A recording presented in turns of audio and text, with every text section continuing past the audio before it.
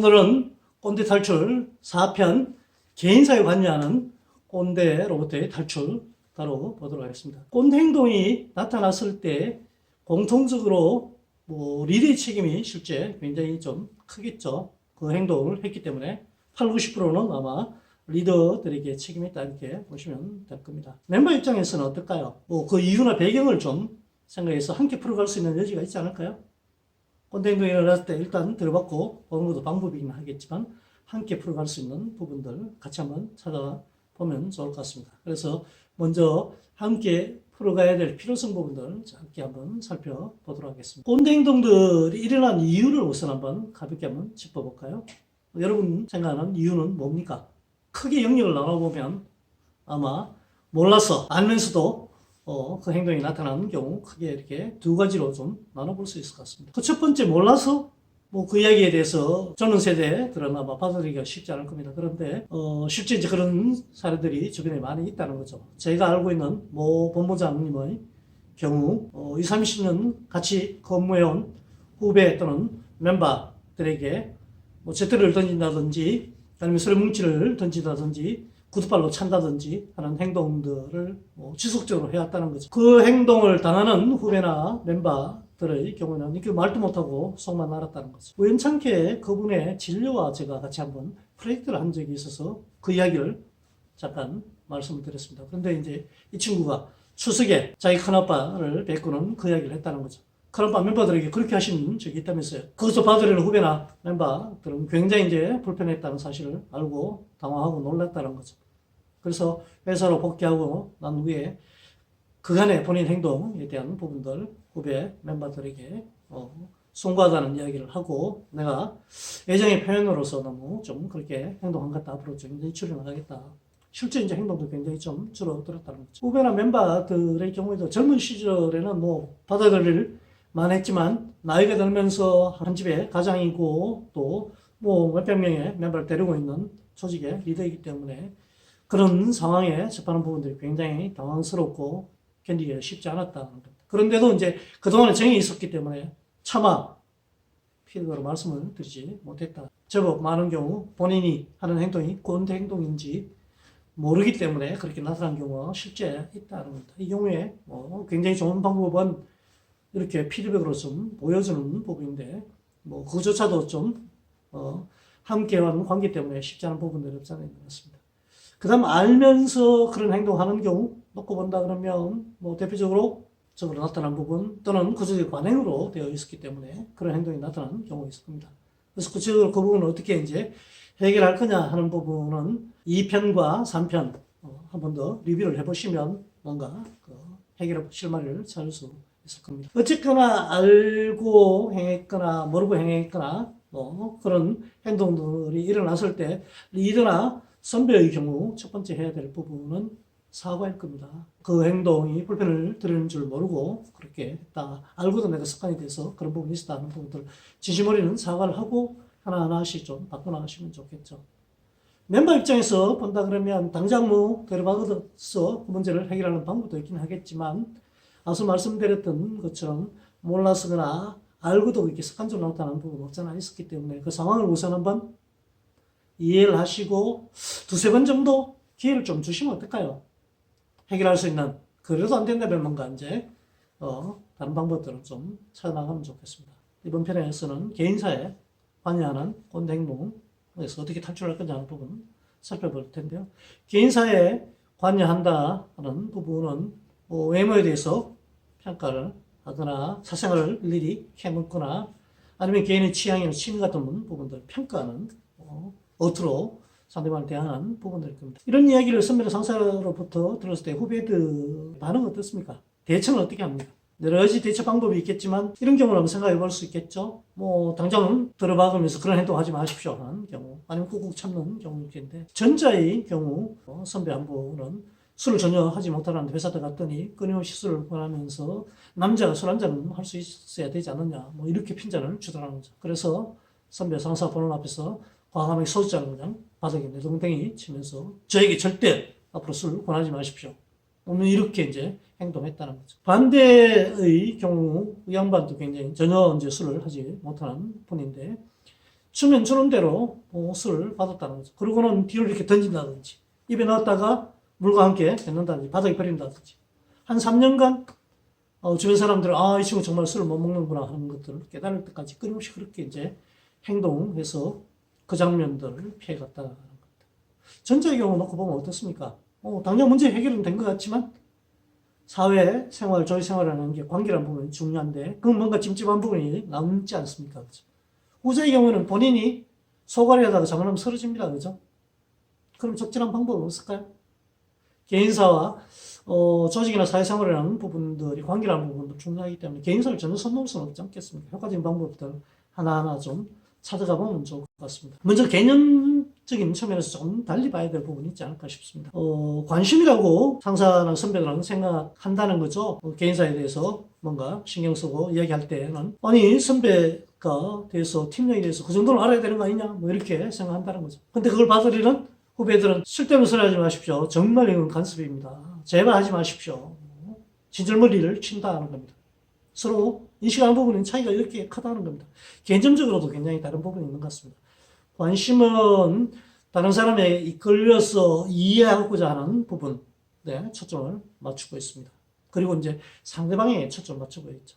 간섭은 주관적인 판단으로 생각이나 행동을 바꾸려고 하는 판단적인 부분들이 들어가 있죠. 상대방이 아니고 내 중심 개념이 담겨져 있습니다.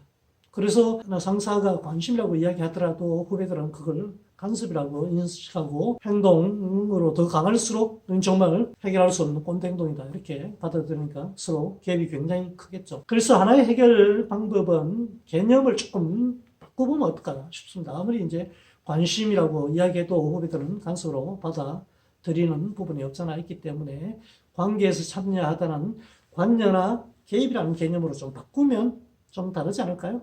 관심이나 간섭이라고 하는 부분들은 어쨌거나 조금은 감정적인 부분들이 좀 담겨져 있기 때문에 사회생활, 조직생활이 관계라는 부분들을 떠나서 생활하기가 쉽지 않은 부분이기 때문에 어쨌거나 상황에 따라서는 관여하거나 개입해야 될 부분들 분명히 있을 수 있다는 것. 그런 측면에서 개념 자체를 관심, 간섭에서 떠나서 관여나 개입이라고 하는 중립적 개념에서 좀 시작해서 풀어가면 많은 부분이 좀 달라지지 않을까요?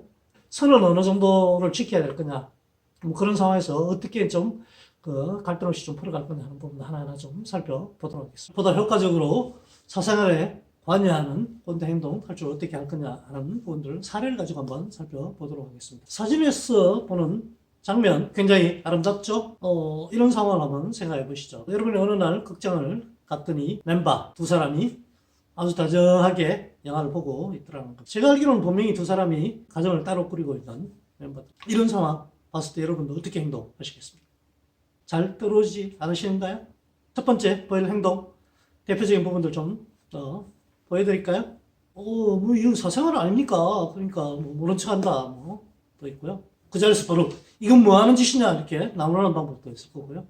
이야 그 친구 재주 좋다 뭐 이렇게 부러워하는 경우까지 있을 것 같습니다. 여러분들이 선택하실 첫 번째 행동 뭡니까? 이건 꽤 많은 연구를 통해서 정답이 있는 사례입니다.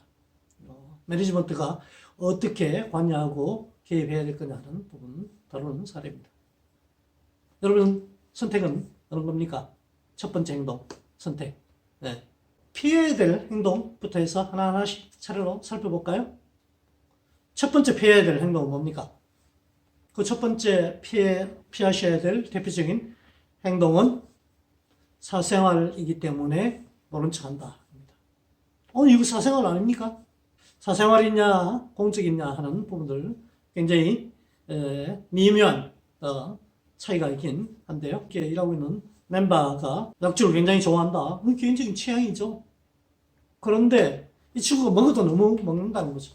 많이 먹는 날은 그 다음날 지각일을 쓰고 뭐 더 심하게 먹은 날은 회사에 출근해서 오후 내내 사라져서 안 보인다든지 이런 일들이 반복이 된다.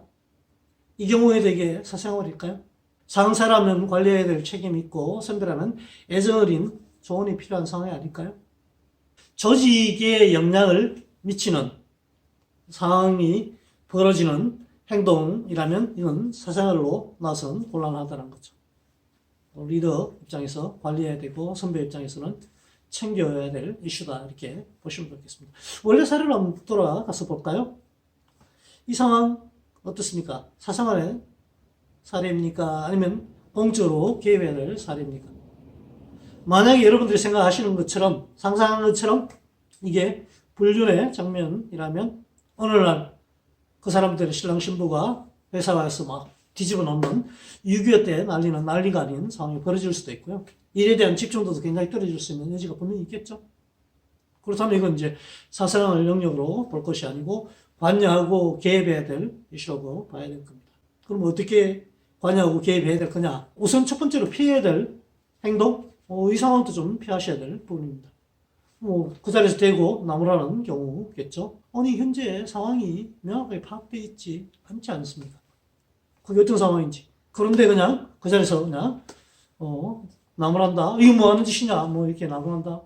그야말로 꼰대 행동일 가능성이 큽니다. 그래서 오랜 연구 결과에 의해서 첫 번째로 권하는 행동은 극장에서 시선을 마주치면서 내가 그런 상황을 봤다 하는 것들을 살짝 보여주는 부분입니다. 그리고 한 이틀 기다려보는 겁니다. 이 친구 찾아가서 팀장님, 선배님 그게 아니고 이런 상황이었습니다 하는 부분들 이야기할 때까지 조금 기다려 본다는 거죠. 내가 알고 있다는 것들을 보내고 상대방이 스스로 해결할 수 있는 기회를 우선 한번 주는 부분입니다. 그래도 변화가 없다면 불러서 상황을 물어봐야 되겠죠. 이건 분명히 개입하고 관여해야 될 이슈이기 때문에 불러서 물어봐야 될 겁니다. 물어봤더니 부부간에 같이 간 겁니다. 그럼 상황 끝 이렇게 되는 거죠.